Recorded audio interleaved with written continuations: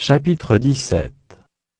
L'Éternel parla à Moïse, et dit: Parle à Aaron et à ses fils, et à tous les enfants d'Israël, et tu leur diras: Voici ce que l'Éternel a ordonné.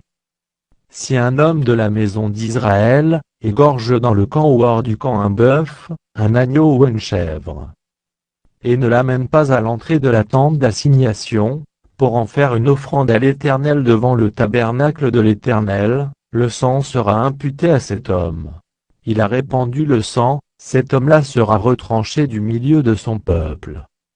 C'est afin que les enfants d'Israël, au lieu de sacrifier leurs victimes dans les champs, les amènent au sacrificateur, devant l'Éternel, à l'entrée de la tente d'assignation, et qu'il les offre à l'Éternel en sacrifice d'action de grâce. Le sacrificateur en répandra le sang sur l'autel de l'Éternel, à l'entrée de la tente d'assignation, et il brûlera la graisse, qui sera d'une agréable odeur à l'Éternel. Ils n'offriront plus leurs sacrifices aux boucs, avec lesquels ils se prostituent. Ce sera une loi perpétuelle pour eux et pour leurs descendants. Tu leur diras donc: si un homme de la maison d'Israël, ou des étrangers qui séjournent au milieu d'eux offre un holocauste ou une victime, et ne l'amène pas à l'entrée de la tente d'assignation, pour l'offrir en sacrifice à l'Éternel, cet homme-là sera retranché de son peuple. Si un homme de la maison d'Israël, ou des étrangers qui séjournent au milieu d'eux mange du sang d'une espèce quelconque, je tournerai ma face contre celui qui mange le sang, et je le retrancherai du milieu de son peuple. Car l'âme de la chair est dans le sang.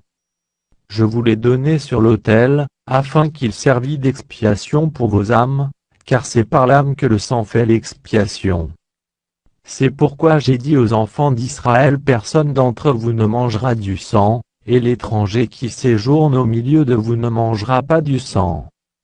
Si quelqu'un des enfants d'Israël, ou des étrangers qui séjournent au milieu d'eux prend à la chasse, un animal ou un oiseau qui se mange, il en versera le sang et le couvrira de poussière.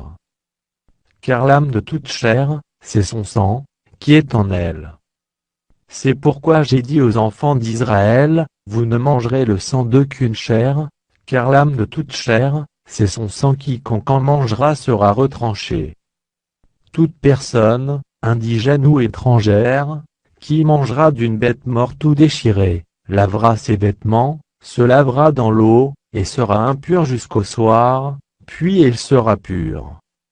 Si elle ne lave pas ses vêtements, et ne lave pas son corps, elle portera la peine de sa faute.